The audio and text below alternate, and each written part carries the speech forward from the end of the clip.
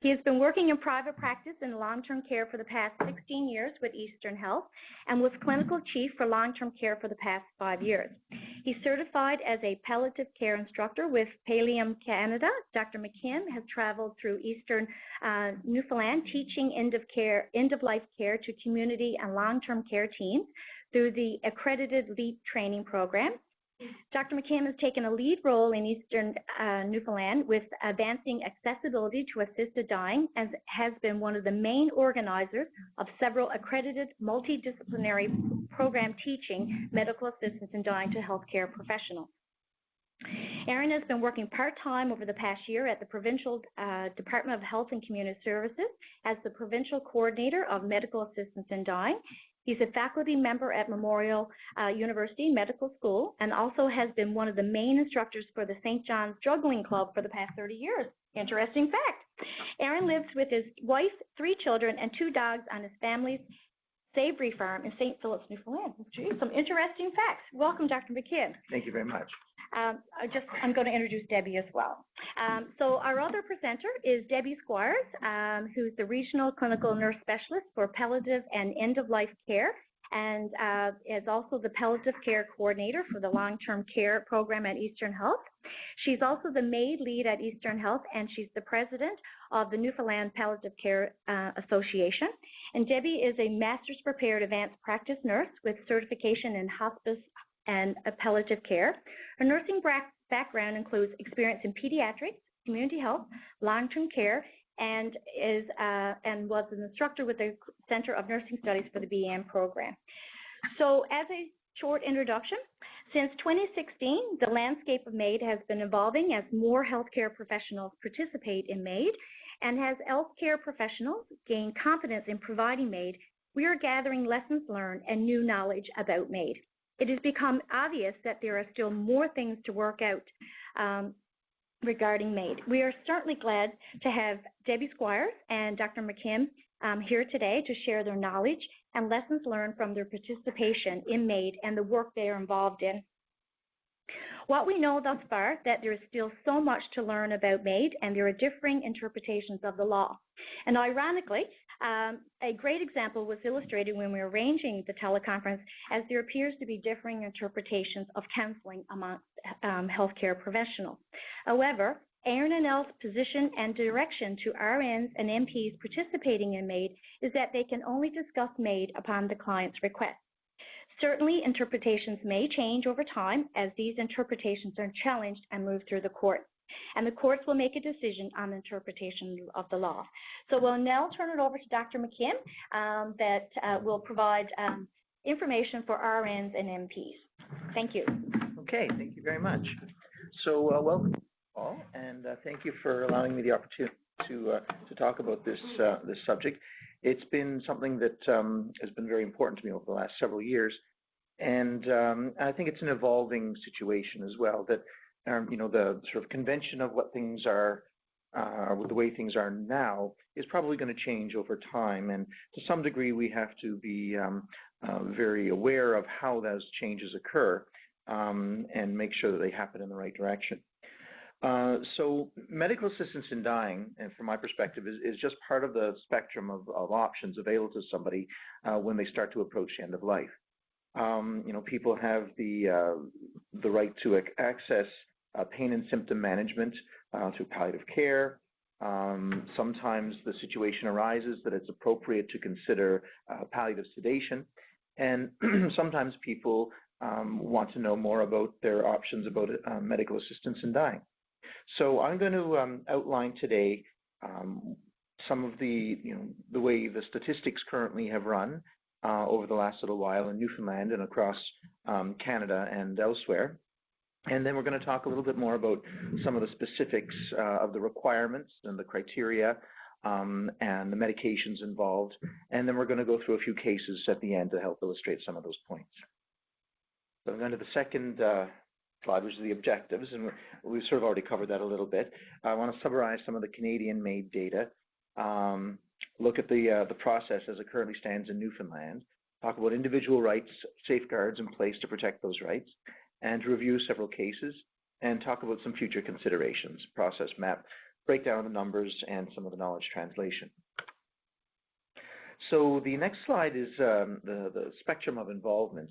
And this was constructed primarily with practitioners who are able to not only assess, but also administer the MAID protocols.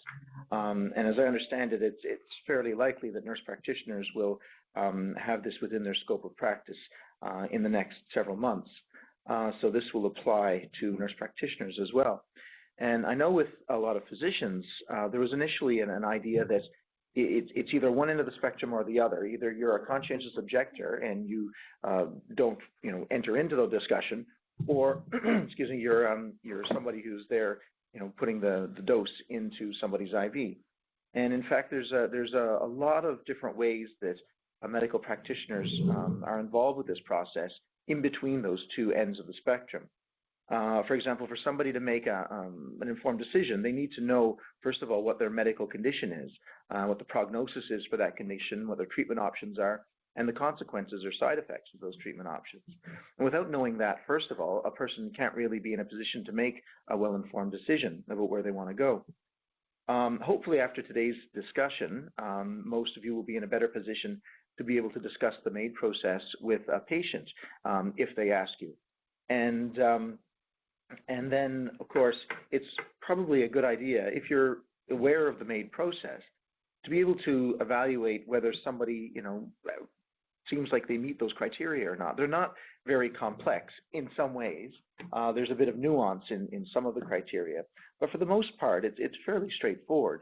And so if somebody, doesn't meet the criteria at all, it's probably saving them and their family members a lot of time and effort if you can kind of say, listen, I think you really don't, meet those criteria because of this reason and that reason, and to, get them focused on some options that might be available to them.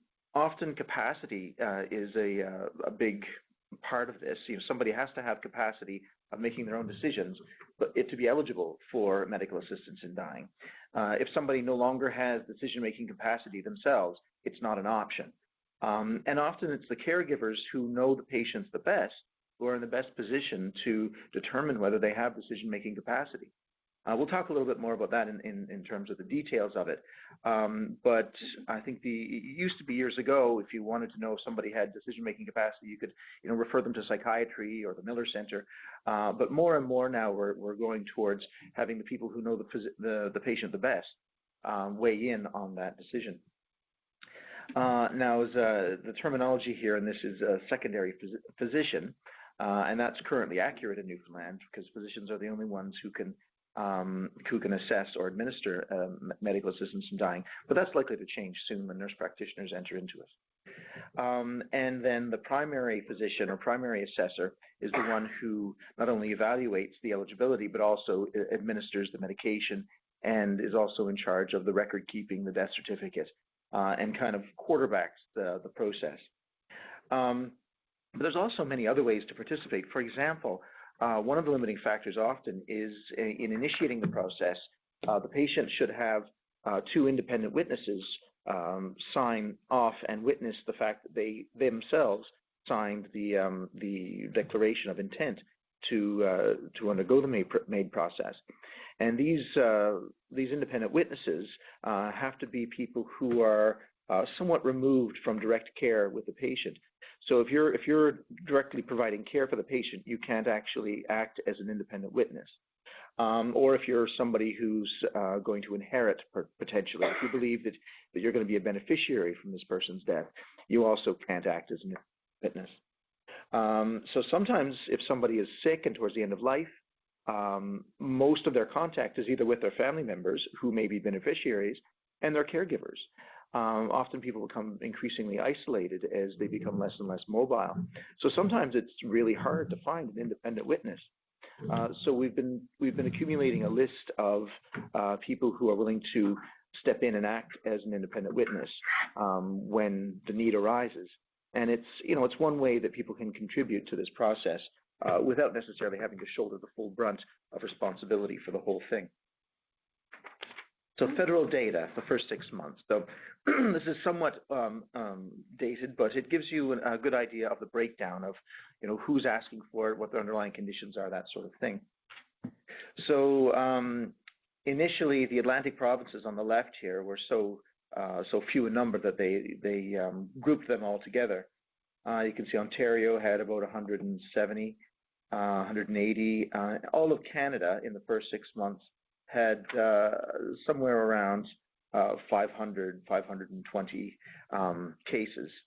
And the statistics are working out now to be roughly about 1% of deaths turn out to be medically assisted deaths. Now, in some regions, it's much higher. So you can see as a percentage of total deaths. It's a little tricky in terms of the numbers here. So the 50 for the green bars would be 0.5%, okay? 100 would be 1%. So you can see in British Columbia, towards the right, have a rate there that's higher than 1%. And some regions actually approach about 3%. But overall, the first 6 months, the rate across Canada was about 0.6, 0.7%, and that's increased now to become almost around 1%. And that's typical of most countries where this has become legal. Over time, it increases to about 1% or so. So it's worth keeping in mind that the bigger conversation is, the palliative care spectrum. And MAID is only a small piece of that, although it's a new piece, and it's potentially complicated and fraught with some pitfalls. But it's what we're having a conversation about now. But we should be careful not to eclipse the larger conversation about maintaining quality in palliative care in our region. Okay, so you can see as a percentage of total deaths, the NL over on the far right is the Netherlands. That's not Newfoundland and Labrador. In the Netherlands, it's almost 4%. In Belgium, it's just under 2%. And the IH stands for Island Health. So that's Vancouver Island. And this is really sort of the center of where medical assistance in dying lobbying has occurred. It's really where the Dying with Dignity was founded.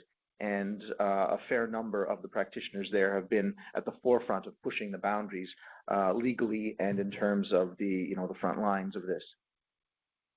But the Island Health has actually, that was the first 6 months. It was about 2%. It's now come up to about almost 3.5% of deaths in that particular region. All right, so the most recent federal data as of August, this is August past. So the numbers of deaths over the first year were, in all of Canada, were 2,149. Now, that's not including the deaths which occurred before the legislation was passed. There was a period when the law was struck down, the Carter decision, as it were, happened, and there was a period of about 16 months before the federal government enacted legislation. During that time, you had to get a judge to sign off. You had to basically get a court order that determined that you did, in fact, meet the criteria. So this data does not include that. It also doesn't include the Quebec data. Quebec started doing medical assistance in dying almost a year before the rest of Canada. They signed a provincial act, which they followed. Apparently, Quebec has a habit of doing that, so that's the way it happened. So it's interesting. This is a busy slide. The next is one that says Table 2, Profile of Medical Assisted Deaths in Participating Jurisdictions. So you see it excludes the territories, it excludes Quebec. But from June to December, so the first 6 months is the left side, and then the second set of 6 months is on the right side. So the first set of 6 months, there were 507 medically assisted deaths. The second set of 6 months, there was 875. So you can see it sort of increases when it's first starting to get going. It's a bit lower than what it will end up as sort of steady state. And the percentage of where this occurred, about 50% roughly occurred in hospital, and then somewhere between 37 and 40% occurred at home, 6 to 9% in the long-term care or nursing home facility, and 7 to 9% in other places. Some people have chosen outside or in a park. Some people have had to go to like a motel to do this because the institution that they were living in was faith-based and didn't allow them to do so. And the average age is somewhere around early 70s. All right. The next slide is the age range, and you can see that the majority of people are somewhere between 56 and 80 is the largest number. The decreasing numbers above 80, at least in part, probably has to do with the fact that the cognitive ability is decreasing at that point, and once somebody has lost their capacity, it's no longer eligible. And it's about 50-50 men to women, depending on when you sample it. And urban versus smaller, about two-thirds of the individuals are in large urban centers, and about, a third in smaller populations. Most common underlying medical cause or circumstance for the patient when they choose medical assistance in dying, about 55 to 60% are cancer-related, and then somewhere around 20-25% tend to be neurodegenerative, and then circulatory or respiratory systems, so organ failure would be after that, and then other causes. The next slide is a photograph of Kay Carter. She was the 89-year-old Canadian woman who was one of the individuals trying to obtain the legal right to die in Canada. Her case was ongoing and eventually proved successful, but because of her declining health, she was forced to make a decision before the case came to fruition, and she actually ended up traveling to Switzerland to avail of medical tourism there. In Switzerland, the laws around assisted death are not only were enacted beforehand, but they're also a bit more liberal than Canada, in that you don't have to have a reasonably foreseeable death in Switzerland. You're able to get a medically assisted death there for basically any reason that you determine. So it could be for osteoarthritis, it could be because of, just you don't like your circumstances. So it's a lot less stringent there. But in Canada, at that point, she wasn't able to avail of it, so she went where she could do that and had a medically assisted death. However, her case has become sort of a precedent-setting one of which the legislation was partially based, although they did tighten it up a little bit from her case. She actually didn't have a sort of terminal condition, if you will, at the time of her death or of her case, whereas the government did enact the requirement that the death be reasonably foreseeable. And so we'll talk about that in a little while. Okay, so the Carter decision took place in 2015, and it took almost a year and a half for the federal government to draft new legislation outlining the specifics. But in June of 2016, they enacted the Bill C-14, which was the legal bill that dealt with medical assistance in dying. So the key legislative objectives that they wanted to have included in this legislation was to recognize personal autonomy and dignity, to recognize the inherent and equal value of every life, to include robust safeguards to protect vulnerable persons and guard against errors or abuse. They also wanted to set out eligibility for competent adults where death is reasonably foreseeable and who are suffering intolerably. And they wanted to balance the different interests, including personal autonomy toward the end of life, against the protection of vulnerable persons, and to do a good job in trying to protect both of those sides of the equation. And they also wanted to encourage a consistent approach across Canada, which was a little bit difficult because the health legislation is usually enacted on a provincial level and then from there to the regional health authorities. So it's a little difficult for the federal government to say, you have to do it this way. They have to say, well, you can't do it that way, and here are some of the guidelines, and then let each province come up with their own sort of specific interpretation of that. Excuse me. So in Newfoundland, the government tried to be proactive with this, and they did extensive consultations across the province with the key stakeholders between August of 2015 and early 2017. And there was a fair degree of consensus across the province, according to the provincial consultants that did this, that people wanted the ability for people to start from a position of compassion and empathy for patients, families, and healthcare. So the government wanted to try to provide coherent programming with equitable access to patients across the province, which of course is always a big challenge for this province where we're so dispersed and remote in some areas. So in Newfoundland, the government appointed a provincial coordinator for medical assistance in dying, and that was me. Originally, it was going to be a full-time position, but as I pointed out to the government, it was going to be hard to find somebody who was willing to give up a full-time family practice for a one-year contract with no reasonable continuation beyond that. So they modified it and decided that it would be better to have it as a part-time position. I was hoping that they would make 2 part-time positions, so then there would be sort of a backup. But I guess, from their logic, they just saved a bit on the budget and made it one part-time position.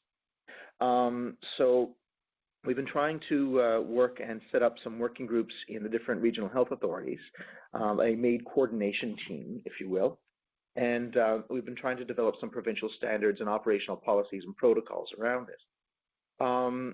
And also the development and delivery of education and training for health professionals, of which this is a part today. So thank you for the opportunity to allow me to fulfill part of my mandate. So the Newfoundland numbers so far, and this is in flux, of course. So far, as of from June 2016, when it first began, to March 1st, so the beginning of last month, there were approximately 28 requests for medical assistance in dying across the province, and 22 completed cases where the patient actually was assisted. In eastern Newfoundland, in Eastern Health, there were 22 requests of the 28, 14 assisted deaths. 1 person was deemed not to meet the criteria. 5 people died prior to finishing the assessment process, and 4 cases are currently pending. In Central, they've had 6 requests and 6 assisted deaths. In Western, they've had 2 requests. Actually, they've had 3 requests since I wrote this slide, 2 of which have been assisted. And Lab Grenfell has not had any formal requests so far. So just, a bit of a projection in terms of what's the workload going to be eventually for this. If we end up like other countries, about 1% of the deaths that occur in the province will likely eventually go the way of assisted death. The death rate last year was approximately 5,280 deaths estimated across the province. Now that number, if you look at the statistics, has been steadily increasing by about 120 a year currently, and the rate that it's increasing is going up every year. But currently the numbers, if you work with the current numbers, around 5,280 deaths a year. Roughly around 7% of people in countries where this has been established will request medical assistance in dying. About 3% of those people will get approval and will meet the criteria. And less than half of that 3%, so roughly 1%, will actually complete medical assistance in dying. So we'll be looking at in the Newfoundland numbers, 7% requests will be roughly 370 requests per year for assessment. Of those, only about 1% of the deaths, so 53 thereabouts a year, will happen. Now, our current statistics are going more closely to about 0.25% rather than 1%. So about 13 assisted deaths per year, and that at the end of the 2-year period, when June rolls around, will probably be a little bit above 26. So it's increasing year by year, but it's working out to be about 0.25%. So as you can see, there's far more people who request assessment than actually need to have service delivered. So this is one of the reasons I think why it's important for as many healthcare professionals as possible to have a good working knowledge of what the eligibility criteria are, so that they can sort of filter things through, so that the people who go through all the effort of submitting an application and getting assessed have a reasonably good chance of being eligible. Next slide. So the MAID pathway in Newfoundland, this is sort of a linear projection of how it goes from a patient's perspective. So first of all, people often will need to find out about it. They'll need to find out that it's an option. So there's often an initial inquiry made. Now this inquiry could be all over the place. It could be to the helpline, for the government medical health helpline. So they've been trained up on where to refer people for more information. There's in some of the standards of practice, in the physician standard of practice, there's a requirement for a fulsome discussion. And this is worded differently, in different provinces and through different professions. But for the most part, if somebody asks you, you really do need to enter into a discussion with them. You can't just say, oh, I don't know about that. You have to go and talk to somebody else. Yeah, there really is a bit of a professional obligation to try to have as enlightening a discussion as you can with the person. Of course, the more you know about it, the better a discussion you could have. In Ontario, there was a recent case where the Catholic Physicians Association was challenging this. They didn't want to be able, they wanted to be able to say, nope, sorry, can't help you. You'll have to ask somewhere else, and not help the person find out where to ask.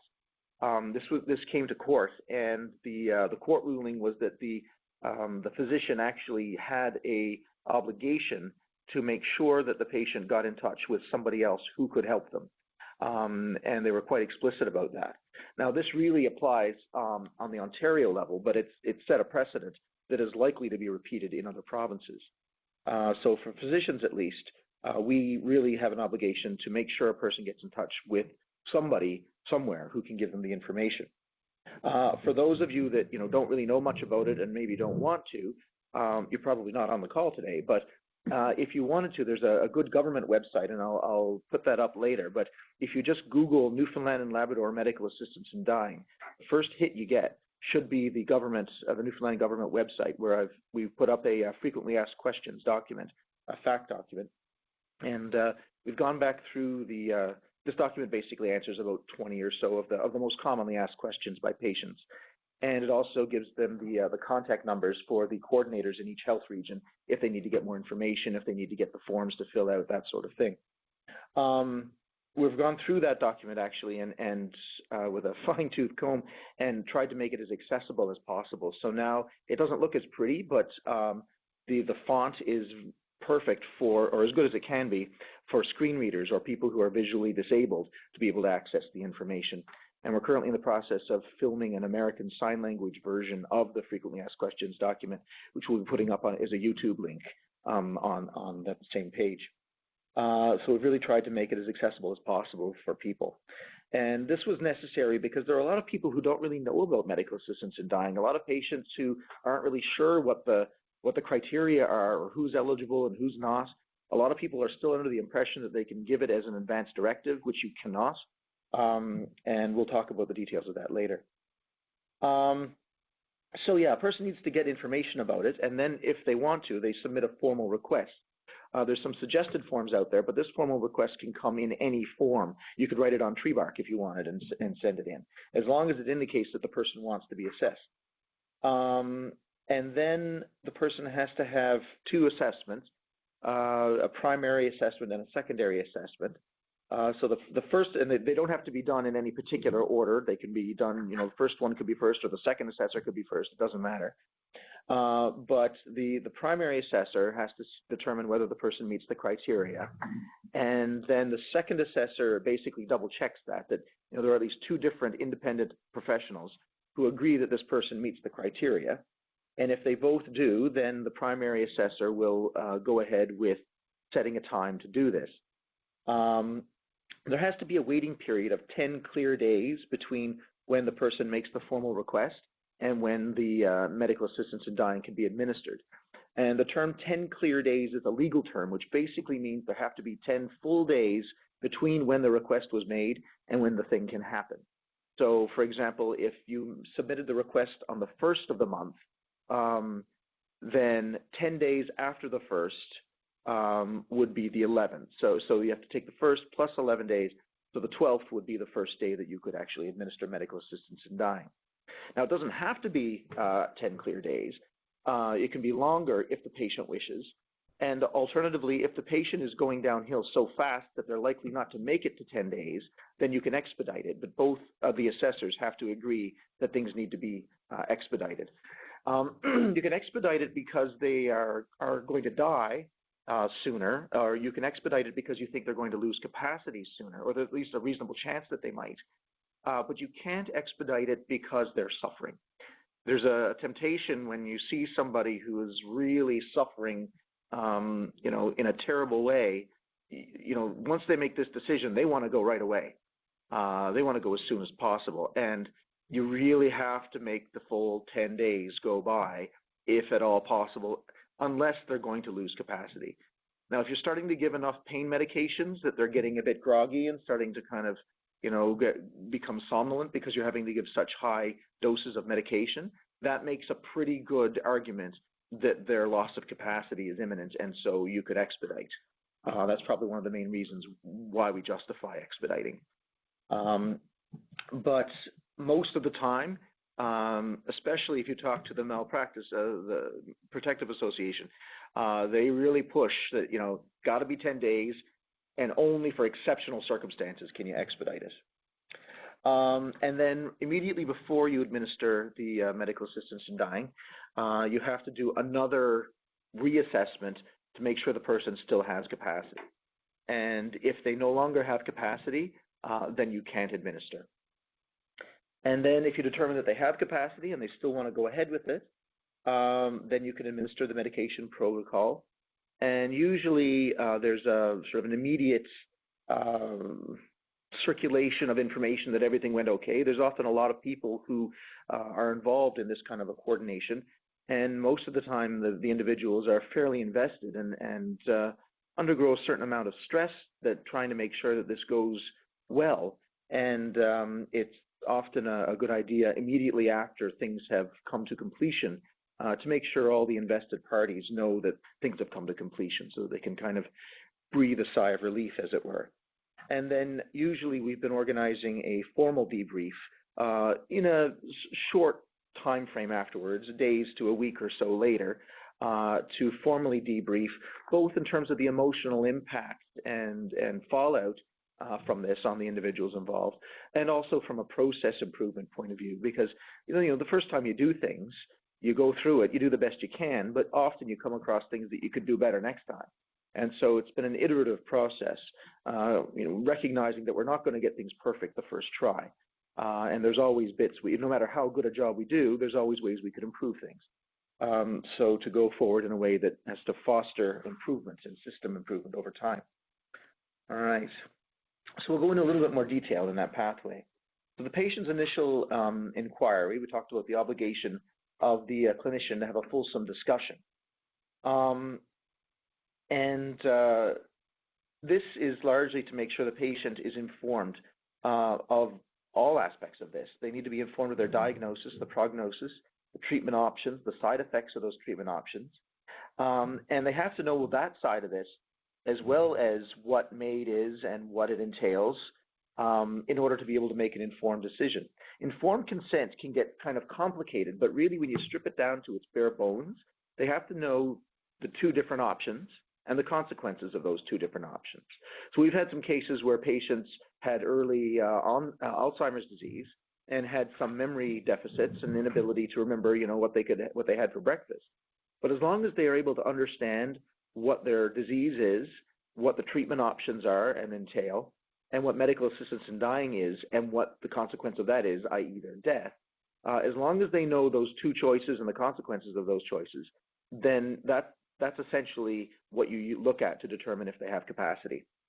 And if they can remember what they had for breakfast or not, doesn't necessarily enter into it. We have come up with a tool for helping to determine capacity. If you feel like someone's capacity is questionable, there is amongst the documents that we've constructed, we borrowed one from Ontario and modified it somewhat. And that's sort of an added layer of, assurity that you can have. Now, for informed consent, a person really needs to have an awareness of all their options. And this is where the the question of discussion comes in. Under what circumstances are you allowed to enter into a discussion with a patient? And, these are early days, and so we're still working some of these details out.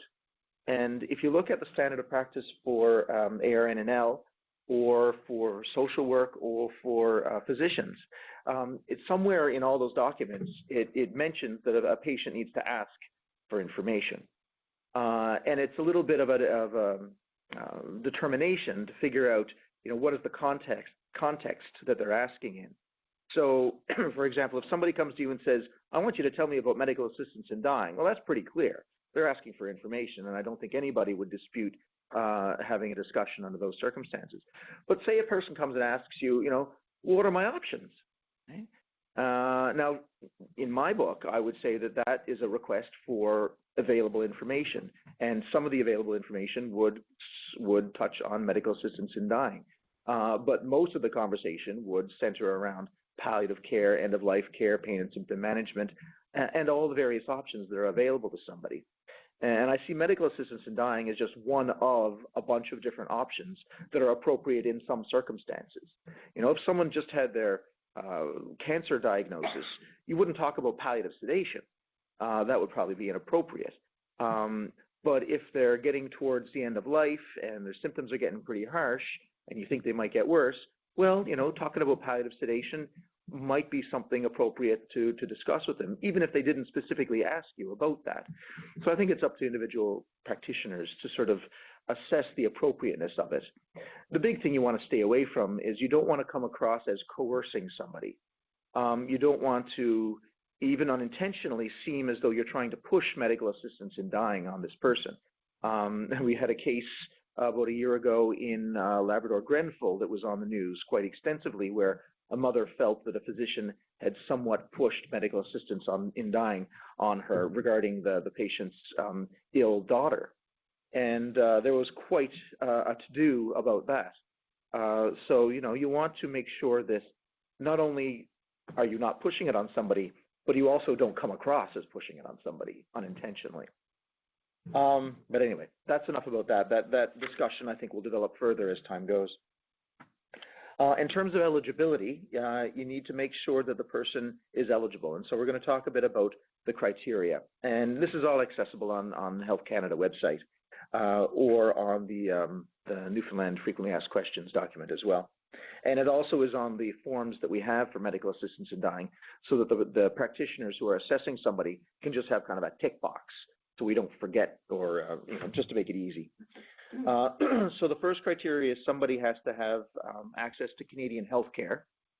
So they have to have an MCP card or an OHIP card or some kind of card that allows them to access Canadian health care. The reason for this was that so we didn't get medical tourism. Excuse me.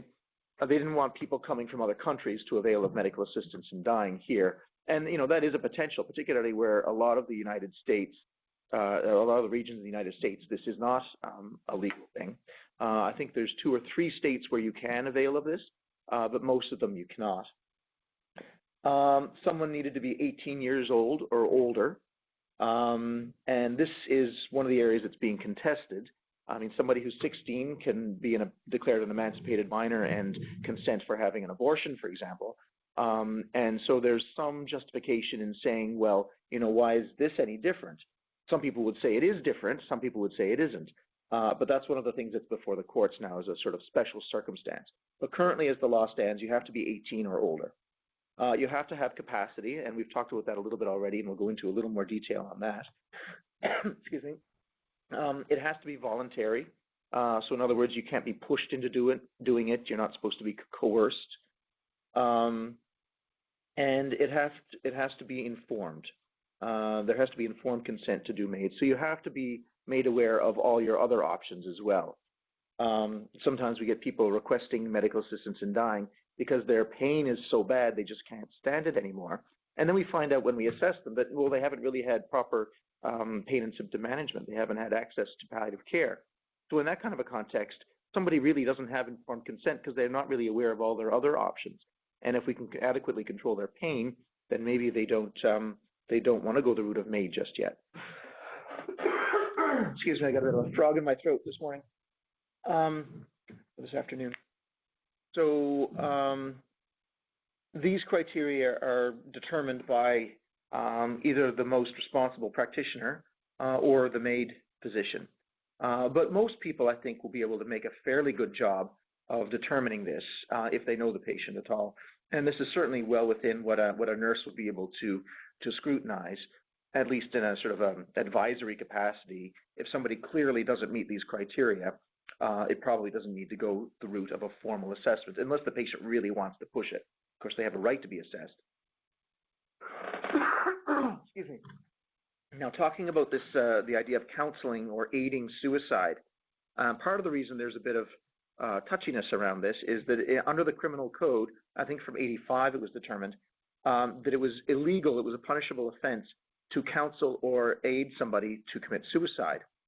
If you search it online, Criminal Code of Canada, it's the statute 241 brackets 1, and I'll read it here. It says, everyone is guilty of an indictable offense and liable to imprisonment for a term of not more than 14 years, who, whether suicide ensues or not, A, counsels a person to die by suicide, or abets a person in dying by suicide, or B, aids a person to die by suicide.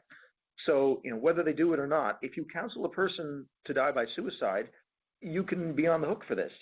But there was a marginal note put in afterwards that it's an exemption from medical assistance in dying, and it's written right into the statute directly under the line I just read.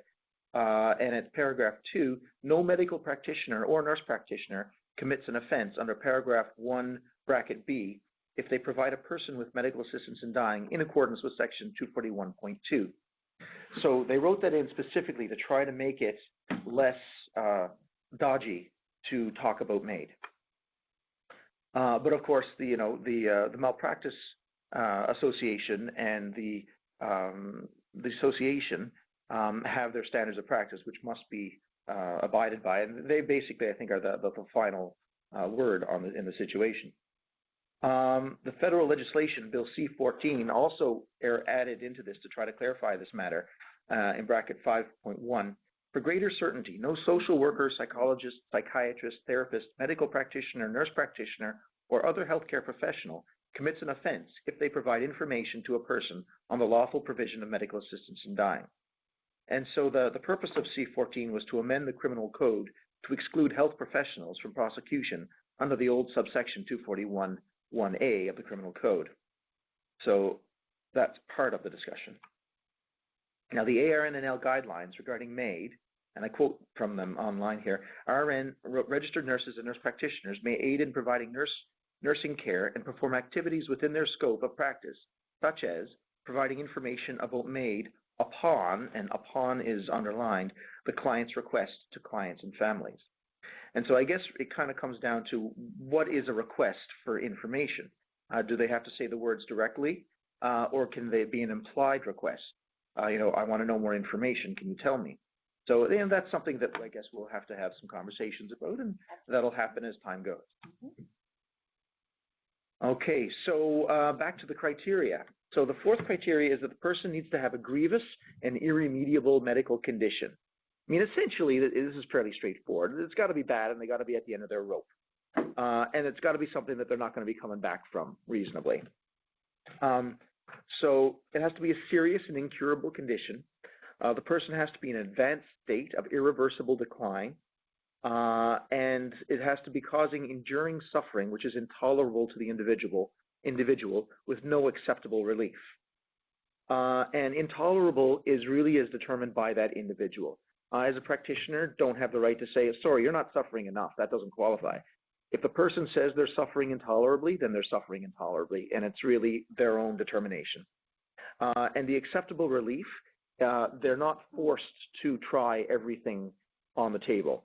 If somebody doesn't want to undergo one more round of chemo because they've just had enough, they don't have to. It's whatever treatment is acceptable to that person. And if they determine that eating and drinking is not acceptable, then they don't have to keep eating and drinking. The natural death has to be reasonably foreseeable. So this is probably the trickiest part of the whole thing, the crux of it, if you will. And what reasonably foreseeable has been is has been the subject of considerable debate, and they've nailed it down fairly well.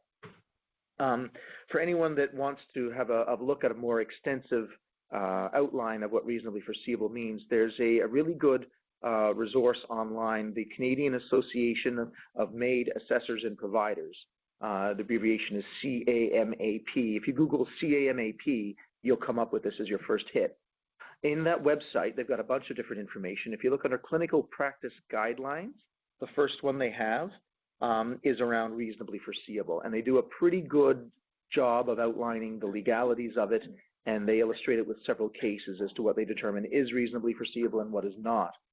But you must also keep in mind that the KMAP Association is on the forefront of kind of pushing the boundaries, if you will. They're on one end of the spectrum that is pushing it further.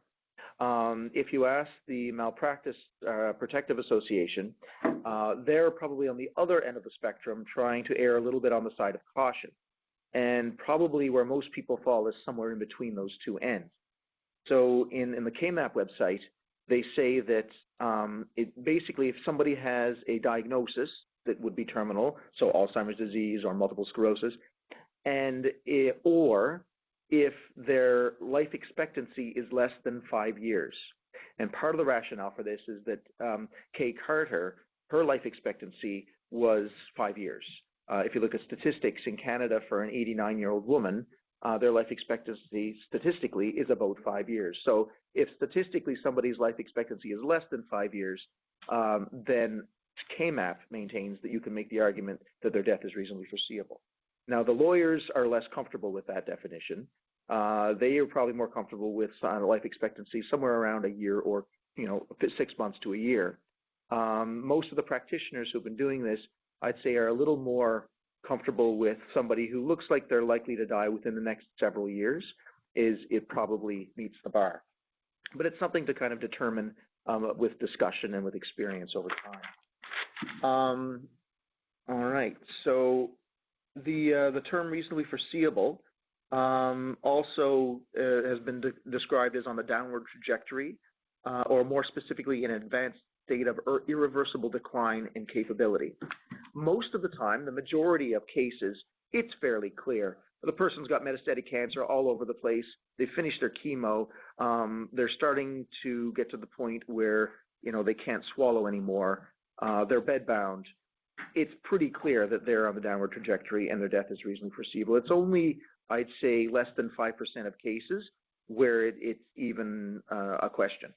But of course, it's that 5% that take up the vast majority of your concern and sleepless nights. And that's where having a good community that you can discuss this amongst really comes to bear. This is the next slide. This slide is stated advanced state of irreversible decline in capability, where it basically reiterates a different way of saying the same thing. When combined with the requirements that death be reasonably foreseeable and that the person be suffering intolerably, the requirement to be in an advanced state of irreversible decline ensures that the medical assistance in dying would be available to those who are in an irreversible decline towards death, even if that death is not anticipated in the short term. This approach to eligibility gives individuals who are in decline towards death the autonomy to choose their preference, their preferred dying process. And this is from the federal website that I got this quote. And a reasonably foreseeable death. In the context of medical assistance in dying, it means that there is a real possibility of the patient's death within a period of time that is not too remote. In other words, the patient would need to experience a change in their state, in the state of their medical condition, so that it has become fairly clear that they are in an irreversible path towards death, even if there's no clear or specific prognosis. So for example, if a person is in an old age home and they don't want to go out for testing and they're bedbound and they're losing weight and they're not eating and they're not drinking, even if you don't have a clear diagnosis of what's going wrong with this person, it's pretty clear that they're on that downward trajectory. So you don't need to put them through the rigors of having a CT scan to find a metastatic tumor. You can just know based on their clinical characteristics that they're heading out the door.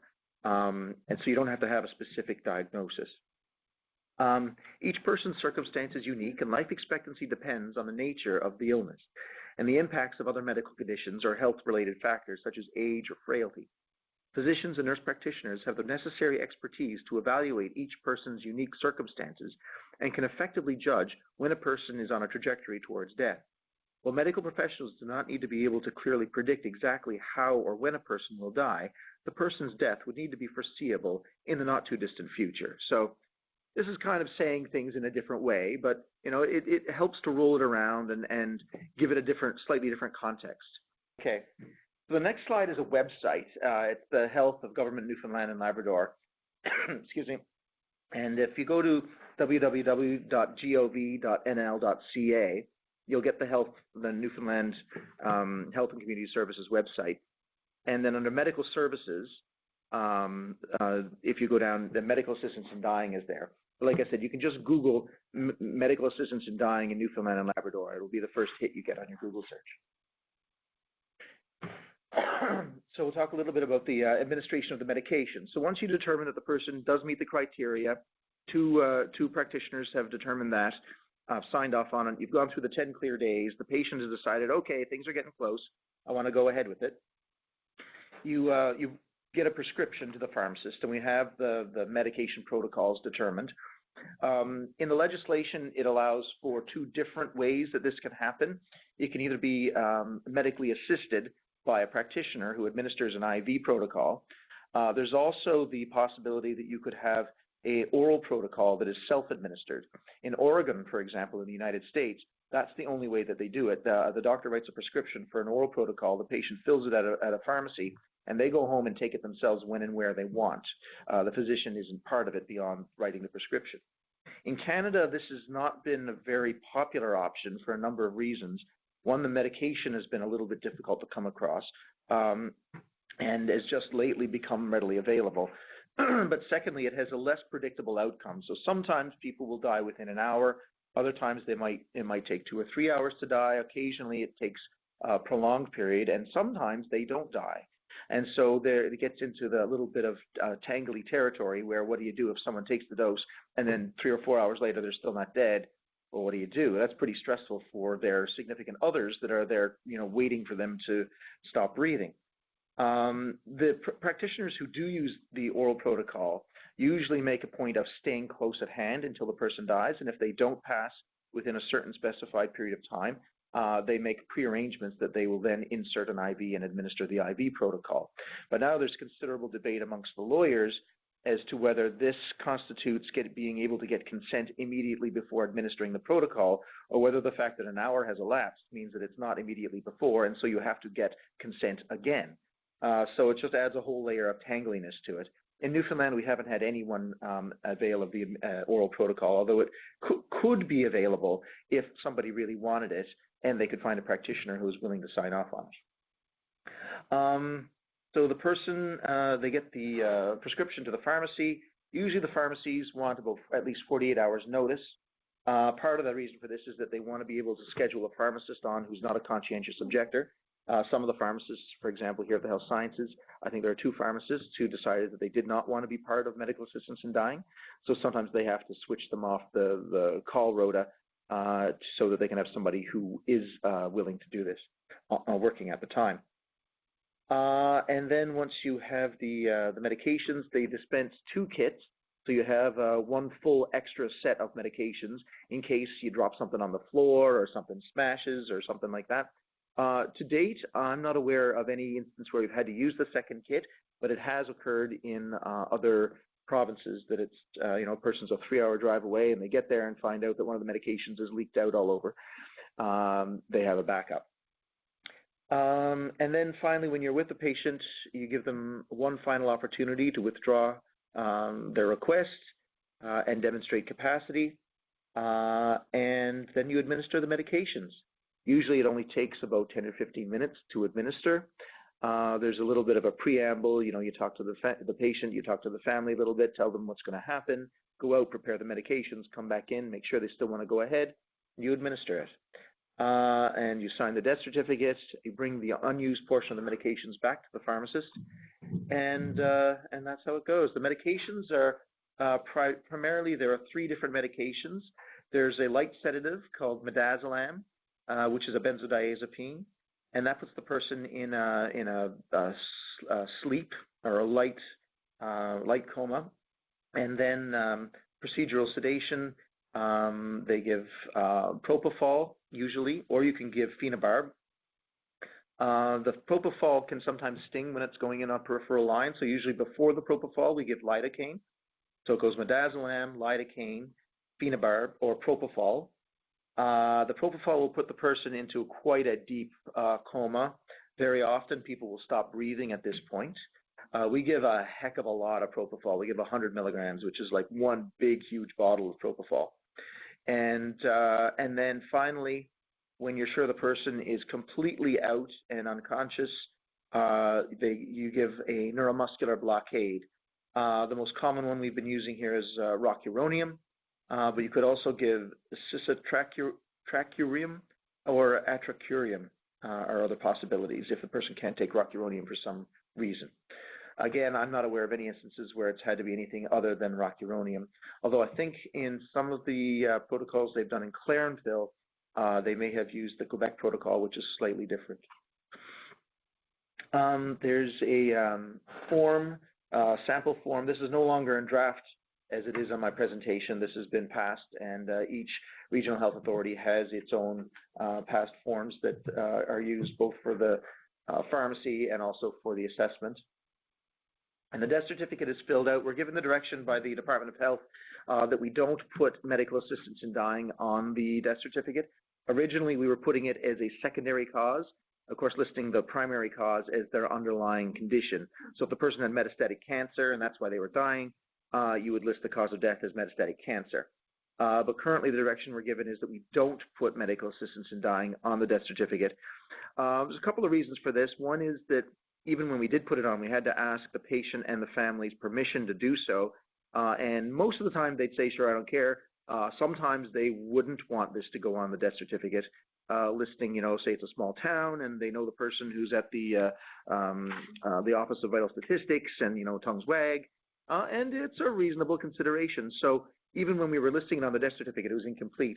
But down the pipe is coming a federal reporting process whereby it'll be mandatory for both the pharmacists and for the primary assessor to submit a fairly stringent amount of data to the federal government around medical assistance in dying for each case, and that this will be a fairly accurate and in-depth reporting mechanism. So the province, if the province did it, it would become redundant. Anyway, that's the way it currently stands. And the next slide is the regional MAID coordination. These are the names of the coordinators. So in some instances, it's they're managers. In some instances, they're the chief of staff in the regional health authority. And there's also numbers you can call for more information and fax numbers where you can submit the declaration of intent form. And at the bottom is my email and fax number and telephone number at the Department of Health. This will only be, my contact information will only be until the end of my term, which will probably be sometime in the next 6 to 12 months it will end. And it will become regional completely. So future consideration, we're looking at trying to establish the regional teams, who in each region is the sort of managing coordinator, who is the nurse coordinator, who is the clinical lead for this, and takes the role not just in terms of educating people about it, but actually assessing people and trying to bring other people into the role of being assessors. There's a issue around faith-based opt-outs. So, excuse me, currently in St. John's, there are 2 faith-based nursing homes that have said that they do not want medical assistance in dying to occur, St. Pat's and Glenbrook Lodge. So the government has sort of tried to indicate that, if a person wants medical assistance in dying and they're in one of these 2 places, that every effort will be made to try to accommodate everybody and to move them to a place where it can occur. However, if the person is in an advanced state of decline such that moving them would cause undue suffering, the government stance has been that really they're going to have to do it in those nursing homes. And the nursing homes have said, well, no, we don't want that to happen. So we've kind of come back from that in hopes that the legislation in other parts of the country will kind of hammer this out and that we'll be given some clear direction. We've only had one instance so far that I'm aware of a person in one of these homes requesting assisted death, and we were very easily able to move the person. The patient was very willing to move, and so we did that. Apologies for the disruption there. So the faith-based opt-outs, we're still navigating that one, but I think although the possibility is there that we could get in a big tangle and a fight about that one, I think most of the time we can probably navigate around those shoals, and we probably are going to waste a lot of time if we get into a big fight about that. So my personal opinion is that if we can just try to dig in and work together towards the benefit of the patient, I think most of the time we'll be able to navigate those waters. So the billing codes are still being worked out. It's proving more complicated than I ever imagined to come up with the billing codes for medical assistance in dying. Part of the latest complication is around the idea, and I guess this doesn't pertain to nurse practitioners as much, or RNs, but for physicians, or some of us are fee-for-service, it's quite in-depth and involved having these discussions with people, and it often takes hours and hours of somebody's time. And if all we can bill is a drop-in house call fee, it's really not going to be something that physicians are going to want to enter into at all, for the most part. So getting a billing code that reflects the effort and heartache that goes into this is probably a fairly important thing. One of the things we're trying to do is also establish a travel reimbursement so that if somebody has to drive 2 or 3 hours out of their way to go and assess a patient, and they lose, half a day or a full day's clinic, that they'll have some reimbursement for that lost time. I've just been made aware that it's actually in the legislation of the provincial legislation that the government is not allowed to pay a physician for travel. So they're going to have to figure out how to navigate around that and either make an amendment to the legislation or make an exception, or that just cropped up today. So we're trying to figure that one out. Training and certification is going to be an ongoing question. We've done sort of a traveling roadshow of training, of which we've done 3 of the 4 health regions, and it's been organized through the Newfoundland and Labrador Medical Association. So they mainly targeted physicians, although I think we've had one RN come by. But that's going to be finished soon, and so we're going to have to look at what are we going to do in the future. Right now, I'm engaging in some discussion with the people at the medical school and conferencing services who are able to look at the possibility of having an online training module around this, which might be something that nurse practitioners could look at as well. But that remains yet to be seen. And we're trying to figure out where is this going to happen. Is it going to be in an institution versus at home? We're kind of taking the direction now that most of the time our first choice is for this to happen in the person's residence, that they don't need to go somewhere else, but wherever they are receiving medical care, that's probably the first choice. Where possible, we do it at home. Occasionally, for various circumstances, the person can't or is unwilling to have this happen at home. So we have accommodated people to some degree to move them into acute care facilities. But this creates a bit of a kerfuffle, if you will, to use a non-technical term, because, of course, beds are at a premium. And people's first reaction often is that, well, why are you coming to my place to do this? Go to somewhere else. This isn't the place for that. So it works better if we can bring it to the patient. I think we get better care delivery there.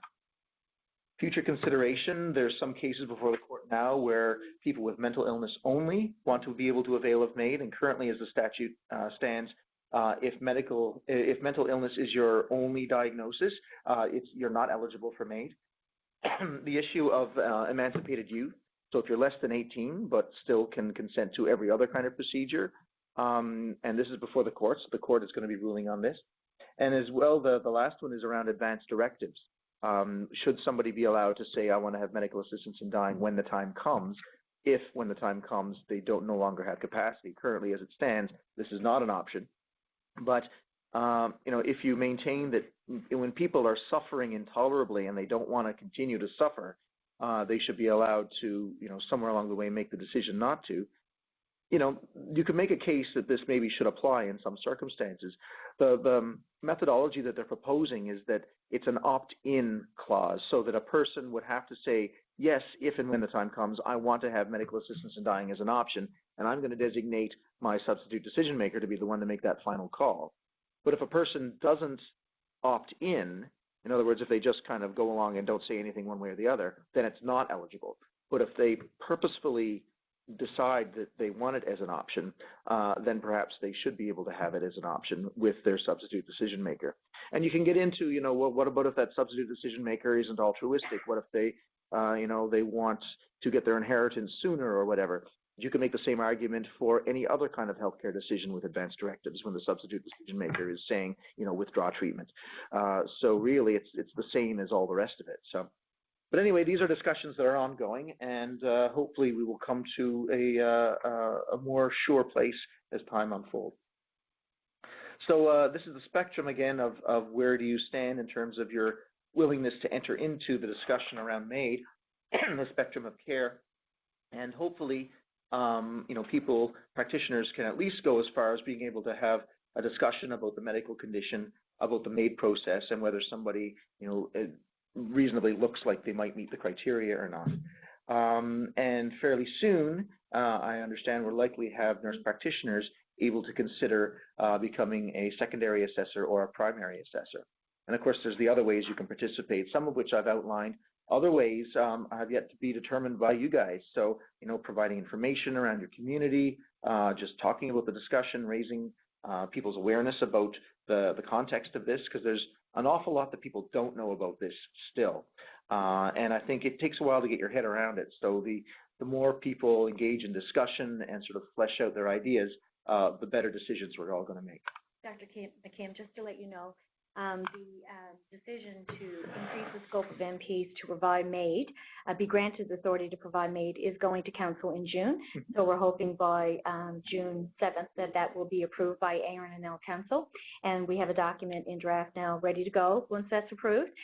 So we will be alerting nurse practitioners and key stakeholders if that decision is yes, that they can provide MAID. So hopefully as of June 7th. Great. I guess what I would wonder then, and there may not be an answer to this, but okay, once it's when and if it's passed, what happens then? Is there a training session for nurse practitioners? Well, are people all just going to sit back? Because what happened with physicians is it passed and docs could do it, and everyone was kind of looking at each other going, okay, who's going to do it? Well, we do say that NPs have to have the knowledge, skills, and abilities to provide MAID. This has been one opportunity, which we appreciate, to help educate nurse practitioners, but it will be up to, I guess, nurse practitioners to have discussions with their employers or to seek, different courses to have the knowledge, skills, and ability to be able to provide MAID. Sure. All right. So a few cases then. So case number one, this is the patient who was actually the first case in Newfoundland of assisted death that I was aware of anyway. This was an 65-year-old woman who had advanced metastatic disease. Primary was, I believe, breast cancer, but it had metastasized to her brain, bone, liver, and lung. This lady had had a close relative die under similar circumstances fairly recently, and had seen their loved one die in a state of delirium, shouting, hallucinating, tearing around in absolute hell. And she wanted no part of that. She did not want to exit under those circumstances. She considered it the supreme indignity to have to undergo this kind of a death. And so she was urgently requesting medical assistance in dying of her practitioner. Excuse me. At that time, there was no information readily available in the province, or very little even available in all of Canada. And so the practitioner went to the Quebec site, because the Quebec was already up and running. And so if you look at the current criteria, was the person above 18? Yep. Were they covered by Newfoundland Healthcare? Yes. Were they capable of consenting? Yes. Did they have informed consent? So partially, but they had to go back and make sure that she was informed of all the different circumstances. Was this one voluntary? Well, certainly the person was asking for it. Did they have a grievous and irremediable medical condition? Well, it sounds pretty grievous and irremediable to me. As a complication, though, after requesting this, the person's metastatic bone disease progressed, and their calcium level became so elevated that they went into, they developed confusion and then delirium and then subsequent seizures because of their hypercalcemia. So during that period of time, the person no longer had capacity and was not capable of consenting. However, they were able to administer bisphosphonates and other medical therapies, excuse me, to alleviate the hypercalcemia. They were able to control the seizures with anti-seizure medications. And so the patient herself, she came out of her delirium, and when she became conscious again, she was quite upset that she was still alive and wanted her practitioners to get on with things as soon as humanly possible. And so they tried to get the ducks in a row for that. Actually, just go back. So what they did at that point was they, sort of bounced it off the health authority, which bounced it off the Department of Health, and which bounced it off the minister, and the minister sort of sent the word back down the line. What are you talking to me for? You're the practitioners. Go ahead and, whatever your call is. So they administered the medication, and the patient availed of assisted death and had a much more peaceful exit than she otherwise might have had. So that's case number one. Case number two, this was a patient of mine actually in town who was living in an assisted living circumstance. I was a 74-year-old man, and he had metastatic mesothelioma, which is a form of lung cancer. And he had been down the route of chemotherapy and surgery and radiation. He'd exhausted all of those options, and the cancer clinic had transferred his care to palliative care. Palliative care had been involved and had optimized his pain and symptom management, but it was getting harder and harder for him to breathe, and he was feeling more and more drained of energy. He wanted medical assistance in dying, and at that time he didn't know where to turn. So very often, word went through the grapevine, and I got a call from the man's daughter, who was kind of desperate to find out, where can I find out information about this? And so I entered into the fray. And so I did an assessment on the man, and it seemed to me that he met those criteria that we've outlined. And after his initial assessment, he decided to stop chemotherapy. The interesting part was, though, when he stopped chemotherapy, he felt a lot better. He wasn't feeling nauseated and sick to his stomach, and he started eating a little bit again. And although he still had advanced disease and his death was still reasonably foreseeable, it wasn't as intolerable as it had been. And so he said, well, not just yet, not just yet. I don't want to exit right this instant. Give me a little bit of time. And so I backed off and waited, and probably about a week into it, a week after the 10-day period was up, he was having harder and harder time breathing, and nights he had a really bad choking episode where he almost choked to death, according to him. And the daughter and he were quite distressed, and they sort of said, okay, now's the time. So I was trying to figure out who was going to do this, who was going to coordinate all this. I could have taken on doing all of the assessments, but that doesn't really then foster developing a group of people who can sort of take turns doing it. So I was sort of pushing it around a bit to see, maybe the oncologist could take it on, maybe his GP could take it on, maybe the palliative care doc could take it on, and none of them wanted to enter into it at this point. So he got increasingly bad, and I was able to convince some of the oncologists not to come in as assessors, but to come in as physician learners. And we got his family doctor to be the second assessor, I believe, in that case. And then we went into his home, his little apartment. He had all four of his brothers flew back and were there, and his daughter. And they were sitting around and having quite a time of it, actually joking and carrying on. And then I came and drew up the medications and discussed what was going to happen, made sure that he still wanted to go ahead with it, made sure that he still had capacity, and he seemed to. And so public health nurse had put in the IVs earlier that day, And I went up beside him and asked him if he wanted to still go ahead with it, and he said, "Yep, go ahead." So I administered the medication, and after the first syringe of midazolam, he nodded off, and then I administered the propofol, and he started to snore quite deeply. And I noticed when I was administering the midazolam, the first syringe, I put in the full 25 milligrams all at once, and he started to twitch a bit, almost like he was having little focal seizures. And I realized afterwards that that's an effect that can happen if you administer too much of the midazolam. So now our current protocol is administer kind of half that amount, 10 milligrams, and then if necessary, we can administer a second dose of 10 milligrams. And that makes it less likely the person is going to twitch like that. Of course, I don't think he was aware of it at all, but it's something that could potentially be distressing for the family. So I administered the lidocaine and then the propofol, and he went into quite a deep slumber where he was snoring quite a lot. And then when the second half of the propofol went in, he stopped breathing altogether.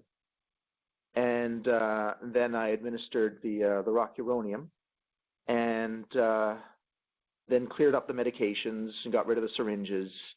And only after a few minutes, I went back and checked for a pulse and made sure that he was dead, and then signed the death certificate so that the family could take the body to the funeral home. And I've been a part of a lot of different deaths, working in long-term care and palliative care. We see a lot of people go through that system.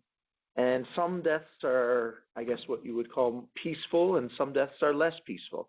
And this is probably among the much more peaceful deaths that I've been part of. The person just ends very, very quietly, very peacefully. The family is all there. They know what's coming. There's less uncertainty about when and how and what are the circumstances going to be like. Everybody knows what it's going to be like, more or less. And it draws things to a closure in a way that a lot of deaths don't get to do. So from that perspective, as a practitioner, it's probably meaningful to me in that I feel like I've helped this person exit on their terms. Part of the thing about medical assistance in dying is it's not so much about the person's death, it's about them having control over something that is so uncontrollable. When somebody is reaching end of life, they lose control of their health, they lose control of a lot of things, their finances, their circumstances, where they live. They lose control of just about every part of their life, more or less. And this is one piece that they can have control of, to determine where and when and how they exit. And for some people, there's a big therapeutic value in being able to have that kind of control. And so I see this as probably more about the person's own ability to have control, more so than the fact that they're going to die. We're all going to die. The circumstances of that death that really I think a lot of people worry about. So that was the second case. Case 3, this was a patient, this was my first case of medical assistance in dying that I entered into. There was an 87-year-old man with advanced pancreatic cancer, refractory to medical treatment. Oh no, this is a different case. This is a different one. On June 23rd, he declared his intent, so I went and assessed him. On June 26th, I met with the patient, assessed him, outlined all of his options. He'd already been seen by palliative care and had pain and symptom management. We talked about palliative sedation as one of the other possibilities. He wasn't interested in these. I determined that he met the criterion for medical assistance in dying. Then his family doctor entered into it, or one of the other doctors entered into it to become the secondary assessor. That was completed on the 28th. So the 10 clear days, so 10 days from June 23rd, would have put him to July the 4th as being the first day that he could avail of medical assistance in dying. On June 30th, it was a Friday, I was given a call by the nurse in the middle of clinic, the call from the nurse in the long-term care facility saying he was going downhill rapidly, and they thought we needed to expedite the process. So that Friday afternoon when I finished clinic, I contacted the second physician who would go in and reassess the situation. and she and I were both in agreement that this situation probably required expediting. I contacted the Malpractice Association, the CMPA, and they thought that it was too short a time frame. They said, no, I can't enter into something that you called me about this afternoon. It's too short a time frame. I can't make a ruling. So, I had to kind of fly by the seat of my pants on that one. I talked to the pharmacy. They actually had the medications ready, even though they needn't have done from the 48-hour warning perspective. But they got the medications ready. I went and got the meds. I went by where the resident was residing with the secondary physician there as well, who's going to participate as an observer. And the patient actually felt a bit better that afternoon. It was a nice sunny afternoon. And the patient said, oh, no, I don't think I want to do it today. I'm feeling too good today. I don't want to go today. So that's fine. We're human. We change our minds. The person has every right to change their mind. But I was going out of town over the weekend, and I told him, if you go downhill and over Saturday and Sunday, I'm not going to be around. It was a long weekend, and I was going off camping with my family, and so I wasn't prepared to be on call 24/7 in the middle of the woods if this guy took a turn. It has to be livable too for the circumstances of the practitioner. So he was aware of that, and he said, well, whatever it is, I don't want to go today, so that's fine. So I kept the medications with me and put them in the fridge and went off for the weekend. And when I came back at the day 10 mark, which was Tuesday, which was my first day back from camping, I met with the care team at the long-term care facility, and I came to see if we could help this guy avail of MAID. But he was really drowsy. He was sleepy, even though his pain meds had been lightened up, and he was in a considerable amount of discomfort as a result. But in attempting to rouse him, he wasn't able to form words. He was able to nod yes, kind of barely. And when we asked him if he wanted MAID, he would kind of nod his head. When we asked him to indicate if he knew what he was agreeing to, he couldn't reply. He couldn't clearly indicate he knew what he was saying yes to. So he could have been saying yes to anything. We couldn't determine that. So then we tried a different approach. We said, okay, well, squeeze my hand. Can you squeeze my hand? And he squeezed my hand. Okay, squeeze my hand once for yes. And he'd squeeze once for yes. And you squeeze it twice for no. Couldn't squeeze it twice. So I said, okay, squeeze my hand once if you want to go ahead with MAID, twice for no. He'd squeeze it once. And then if I rephrase this such that the answer to go ahead was in the negative, do you want to hold off on this? Wouldn't squeeze at all. He wouldn't say no, he didn't want to hold off on it. He just wouldn't answer. And so we tried it every which way we could think of. We tried it over. We tried freshening him up, and the nurses and the nursing assistants went in and gave him a little freshen up and a clean to see if we could sort of help rouse him and make him more clear. And we tried again, and we tried again, and we could not get anything beyond that. And he was actually getting more sleepy and more tired as time went on. And at that point, I had to say, I cannot reasonably determine that this guy still has capacity, that this guy knows what he is answering. And I cannot, with reasonable assurity, say that he's making an informed choice here. And I had to call it. I had to say, no, we can't go ahead with this guy because we can't clearly demonstrate that he has capacity. And of course, the temptation, I knew this guy, this is the way he wanted to go. I knew he was very adamant that this is how he wanted to exit. But I could not go ahead with it because I wasn't absolutely certain and defensible that he met those criteria. And you have to keep in mind here, if you cross over that line, that's murder. Right? That's I could lose my license. I could go to jail. And you have to be rock solid clear that you have a defensible position when you go into this, because you step outside those bounds, you're into some pretty murky territory. So that broke my heart, but I'm not willing to go to jail to accommodate somebody's request.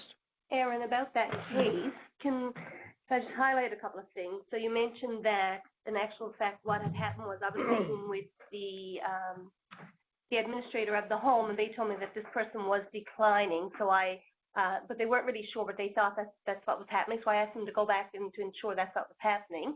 And then they connected with you then to let you know that he was declining. So it's really important for nursing staff and all healthcare providers, if you see that the person is declining, to let your manager know so that they'll either let the primary physician know or let the MAID coordinator know.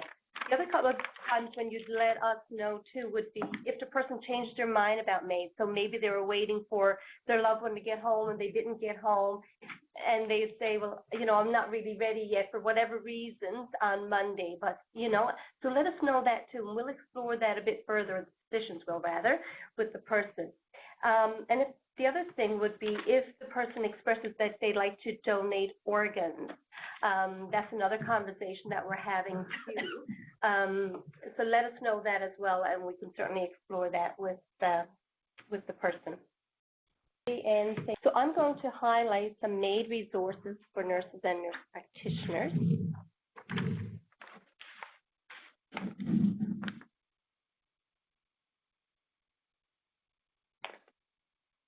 Okay, so given changes in federal law, medical assistance in dying is now legal for eligible clients, patients, residents in Canada. As healthcare providers, we must be prepared within our capacity and conscience to perform activities within our scope of practice with respect to medical assistance in dying. So you should ask yourself, and today take this opportunity to do some reflection and to think about conscientious objection for yourself. So what I've said here is that to ensure that I have taken the time to consider, reflect, and come to a personal decision regarding my degree of involvement or non-involvement in medical assistance in dying. Understand that I need to honor differences and to avoid judgments of others who have different stance on the issue, because some will be able to be a part of medical assistance in dying and some will not. And understand that my involvement is voluntary. So the legislation does not compel any healthcare provider to be a part of it. So it's your decision, and it is a deep decision for people to make. So, but what does this mean to me as a clinician? My participation is voluntary. It's based on several factors, including my role, skills, as well as moral conscience. I need to know that I am what I am willing to do and able to do. I must honor colleagues' decision to assist or not assist, as we've said, and I will need to know and understand the guidance set out by my regulatory body, and that's really important. But I just want to read to you conscientious objection. So this is from RNL, and they quoted the CNA Code of Ethics. So if nursing care is requested that is in conflict with the nurse's moral beliefs and values, but in keeping with the professional practice, the nurse provides safe, compassionate, competent, and ethical care until alternate care arrangements are in place to meet the person's needs or desires. If nurses can anticipate a conflict with your conscience, they have an obligation to notify their employers. So please, if you know upfront that you're not able to provide or be a part of medical assistance in dying, let your manager know so that they can arrange then, especially the day of medical assistance in dying, so that they can arrange for somebody to provide that care.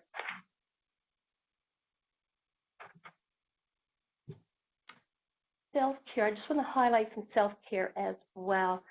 So important to connect with others who share your core values, debrief situations with team members, with your manager, or with a clinical ethicist, mitigate isolation by honoring differences, EFAP, and managers can put you in touch with EFAP. But take time out for yourself.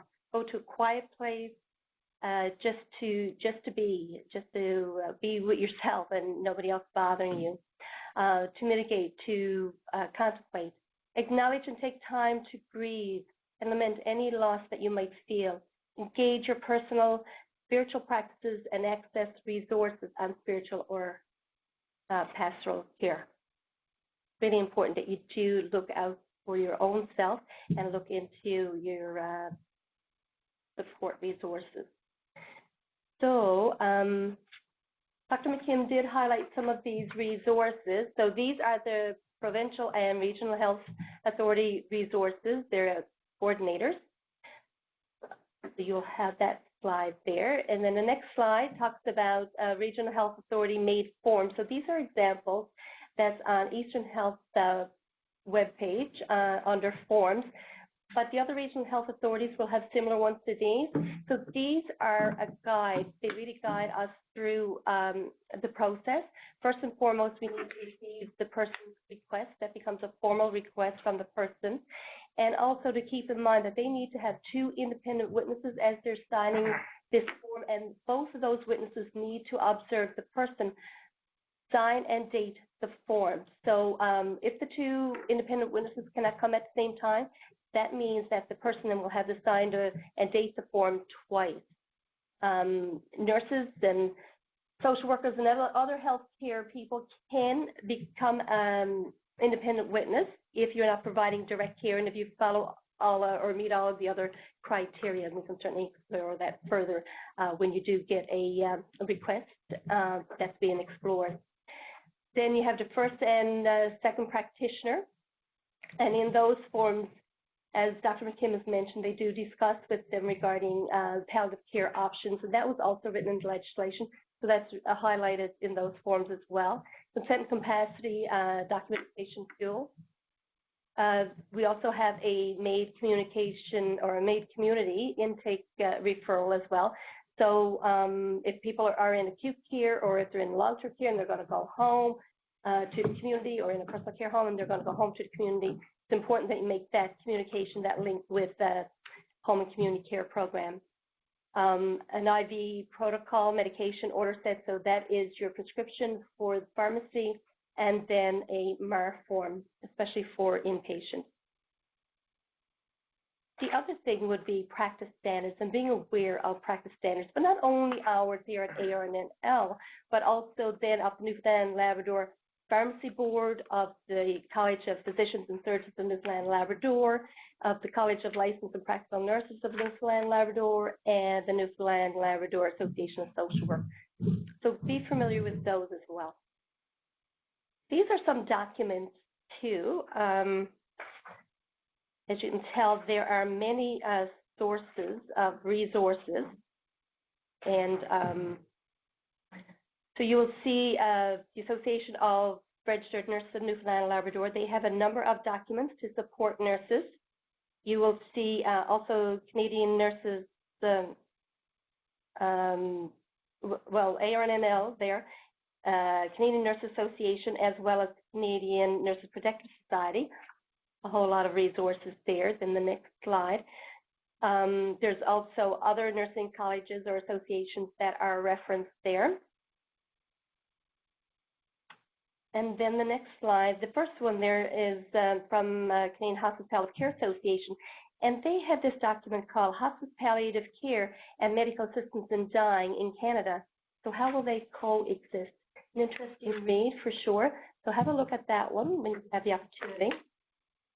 We have then Canadian Association of Social Work, the Newfoundland and Labrador Association of Social Work, and then at the bottom there we also have the Canadian Association of MAID Assessors and Providers, the CAMA, that Dr.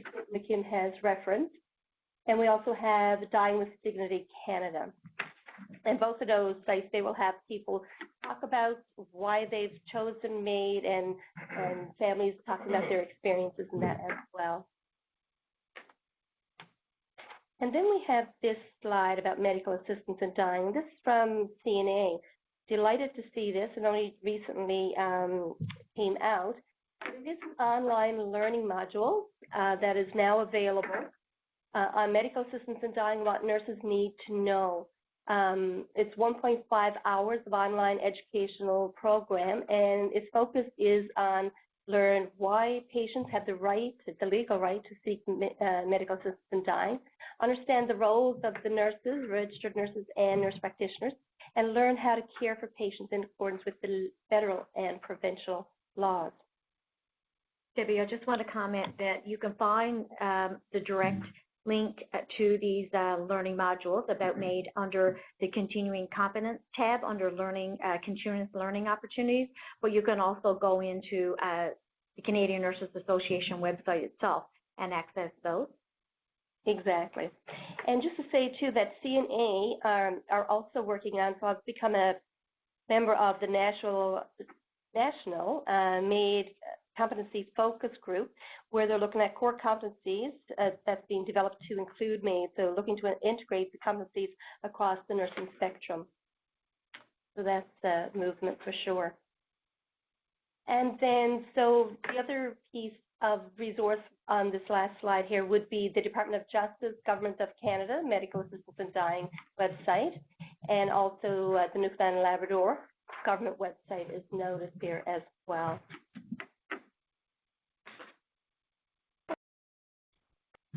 All right, so we're going to talk a little bit about the provincial perspectives, team approach, building communities of practice, and some of the practicalities about this.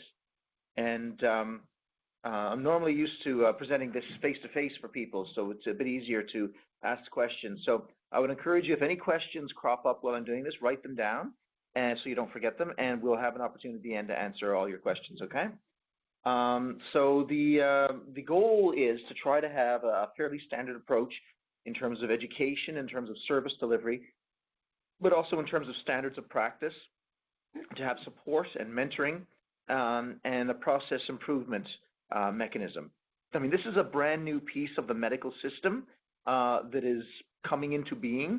It's kind of like we're seeing a new arm grow on the jellyfish that is the healthcare system. And it gives us an opportunity to try and do it better, to try and have better coordination, better forms of assessment and collaboration, and to try to have as collaborative an approach as possible, where we get all members of the healthcare team working in cooperation and in concert for the betterment of healthcare delivery and quality. But it also means we run the risk of doing it poorly as well. So it's a double-edged sword. So for the College of Physicians and Surgeons of Newfoundland and Labrador, our standard of practice for physicians around education is that physicians who wish to act as the first or second clinician are strongly encouraged to complete available training or continued professional education courses relating to medical assistance in dying, offered through reputable sources such as the Canadian Medical Association. These courses are, though, a little bit difficult. You can do an online course. There's a course in British Columbia that you can do online, which is fairly short, but they're a bit few and far between. So these training sessions are not readily available. And although you can get the basic information fairly easily, there's a big difference between reading, what the medication protocol is, and actually, going to somebody's house and administering it. And I think there's a really good use and need for a kind of almost an apprenticeship program with this. I find people do a lot better if they can see it happen once in a learning environment that can give them exposure to this without all the stress of being front and center. So we've tried to develop some resources for that. And like I said, we have an ongoing education session. We've got one more that we're going to do in Happy Valley Goose Bay coming up the end of this month. But after that, there really is no Newfoundland-based education sessions planned that I'm aware of. So one of my hopes or wishes is to put together, coalesce the information that we've been doing in this day-long teaching session to the NLMA, and to put it together as an online learning module in hopes that future generations of practitioners, physicians and nurses both, will be able to avail of it to gain a better working knowledge of how to do this. The Canadian Association of MAID Assessors and Providers, which does include nurse practitioners, is a really good resource, and they have a good listserv as well, so that if and when you run into challenging situations, you can put them up online and get some really good, helpful, educated opinions about various matters in a timely fashion. They become a member too. Oh, for sure, yeah.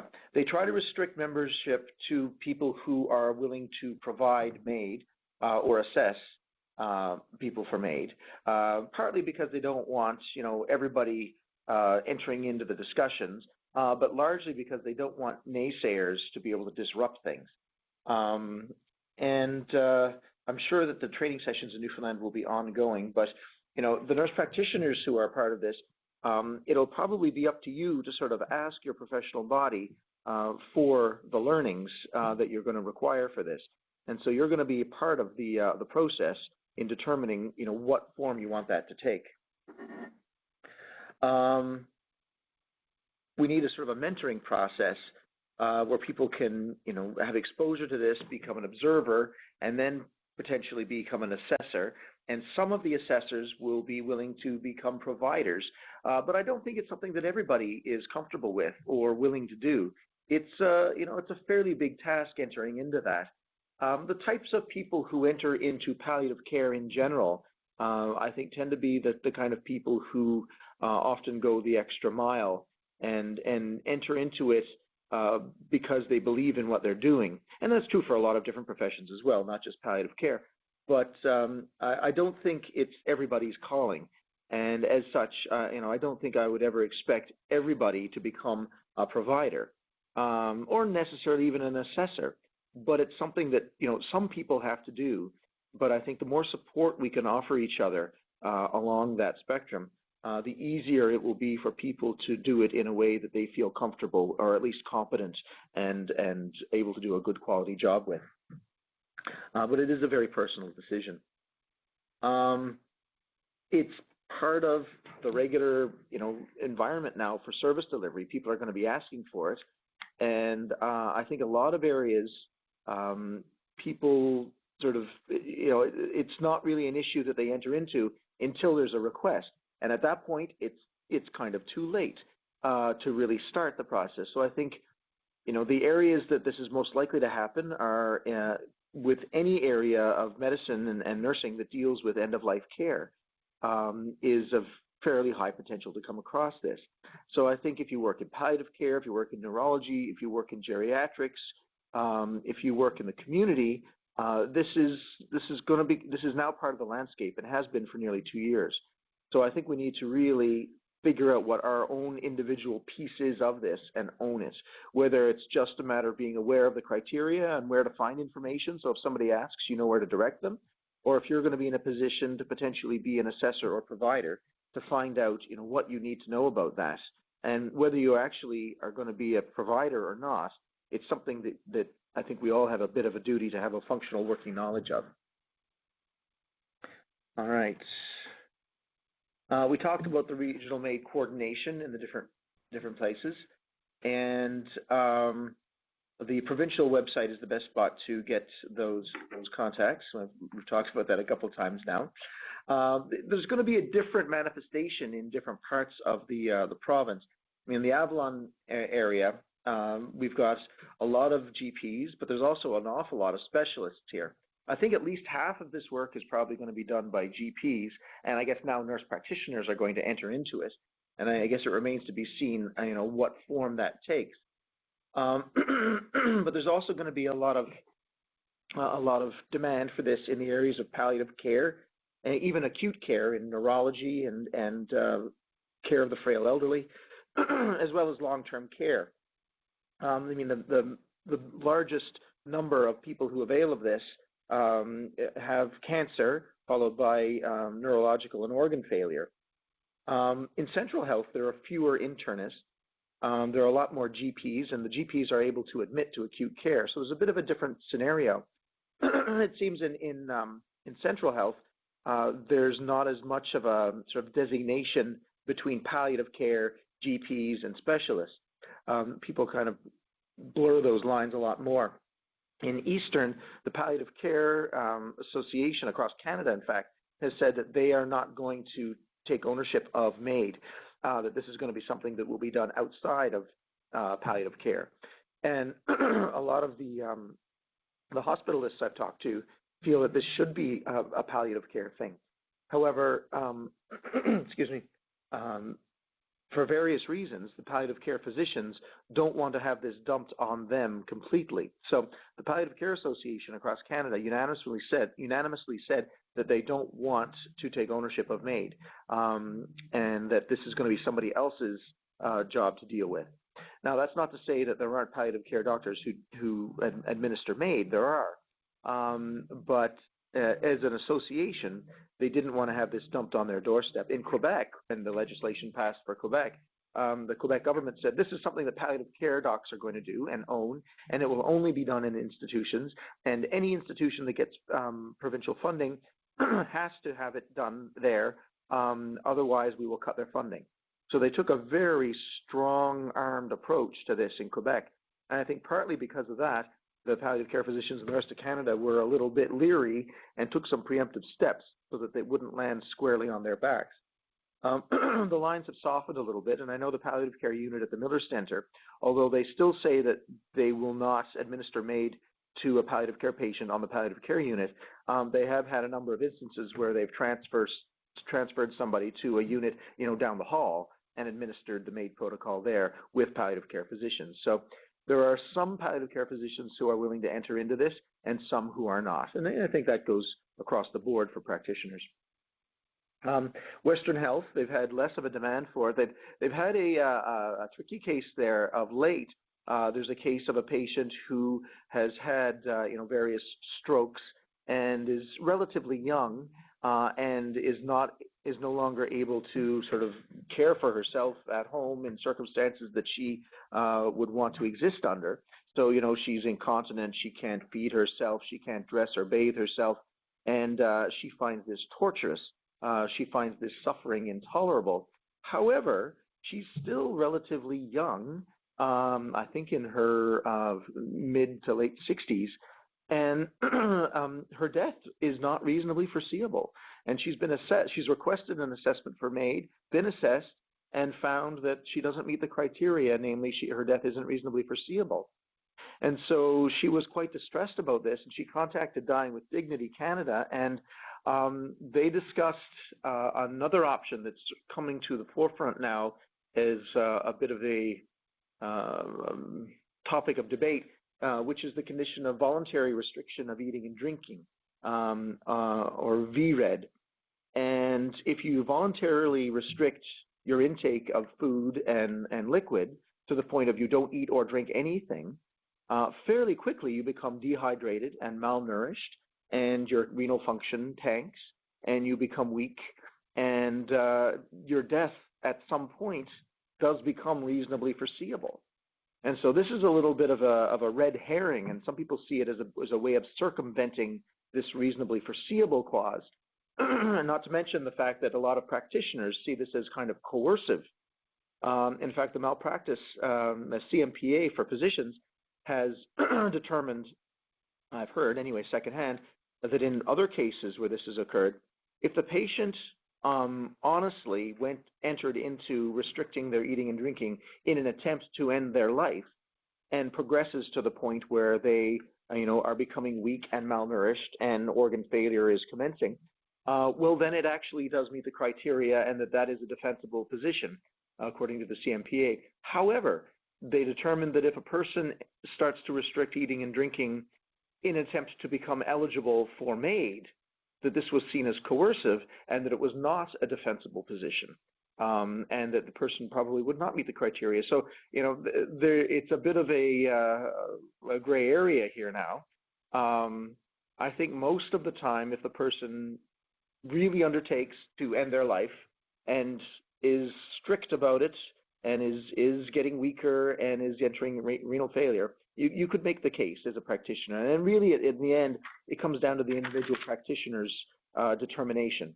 In a number of instances, they've had cases go to the court about what is reasonably foreseeable or what is enduring suffering, and the court has placed it squarely back in the practitioner's lap, saying the court is not in the position to determine this. This is for the practitioner to determine. And largely, as a practitioner, your fallback is to, on questionable calls, is to really throw it back to your larger community of practice.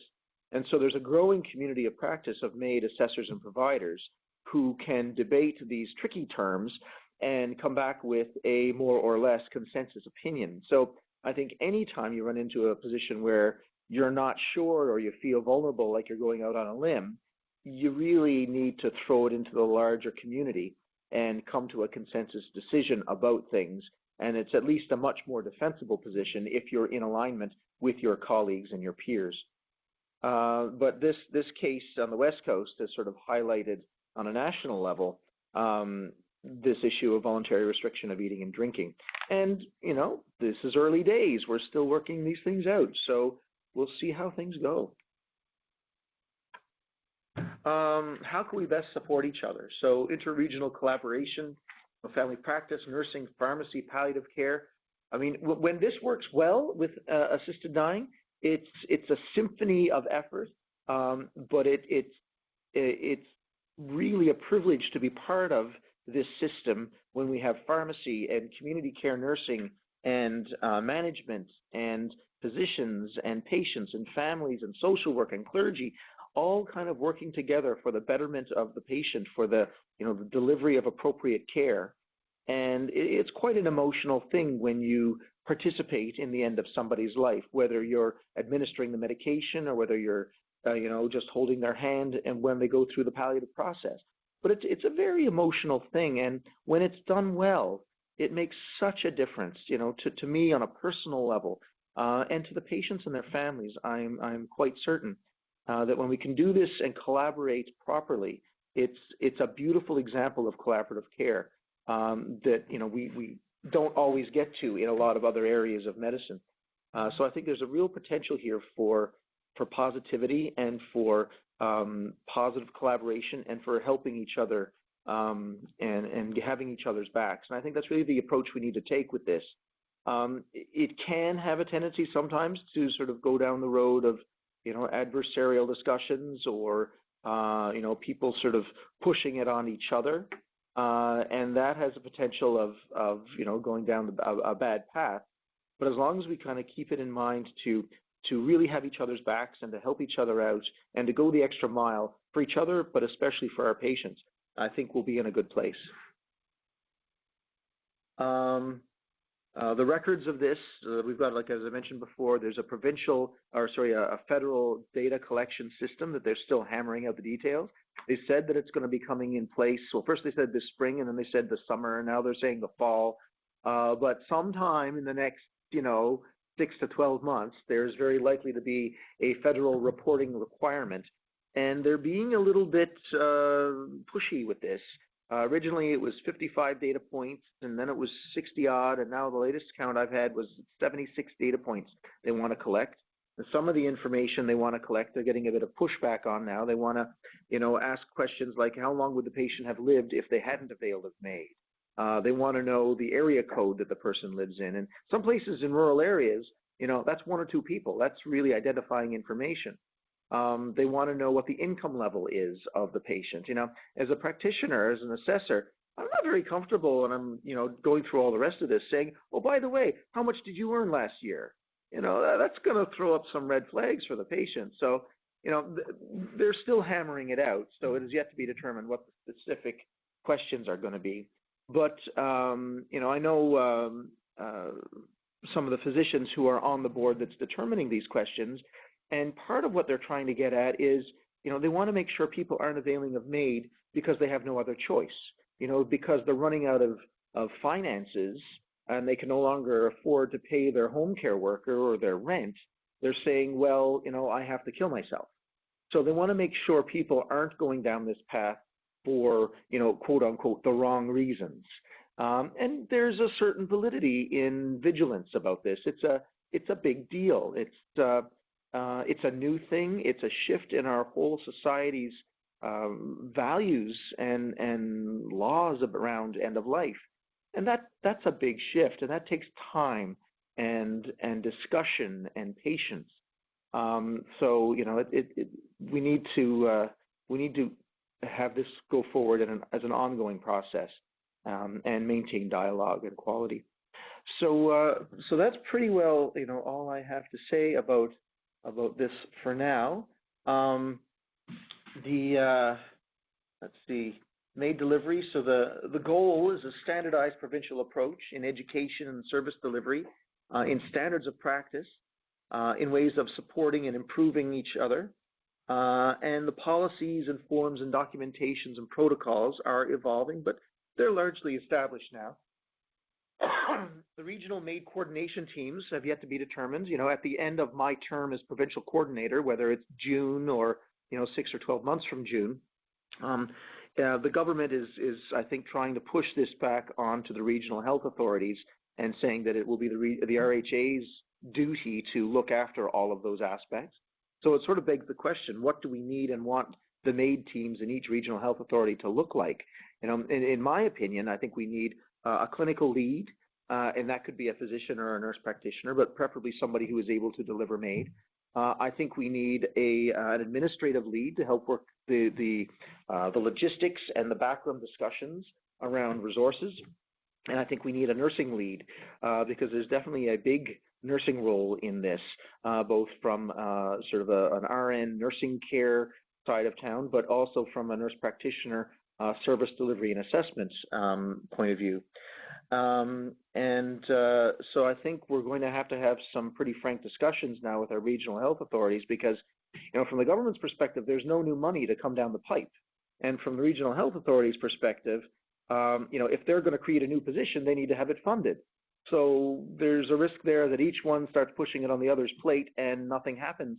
And if that happens, we'll lose our clinical lead, we'll lose our nursing coordinators and our administrative coordinators, and this will all fall flat. And that will be a sorry day if that happens.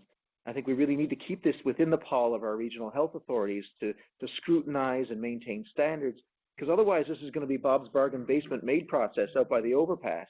And, we can't have this in the shadows. This really has to be under the full brightness of our institutional scrutiny and light. So that's my soapbox for the day. Okay. I just want to draw your attention to our document that is in our document library under regulatory documents, and it's registered nurses and nurse practitioners aiding in medical assistance in dying. But as I've alluded to, we are bringing forward to Council in June the authority for nurse practitioners to provide MAID. So I just want to make it clear that right now it is not within the scope of MPs to provide MAID, but if it's approved in June, the document will be put online, and there'll be a stakeholder release to say that this has occurred, and MPs will be notified. So at any time, if you have any questions related to medical assistance in dying, we have two excellent resources here today, and there will be resources within your regional health authorities. But if you have a practice concern that you want to clarify, you can certainly call one of the three nursing consultants.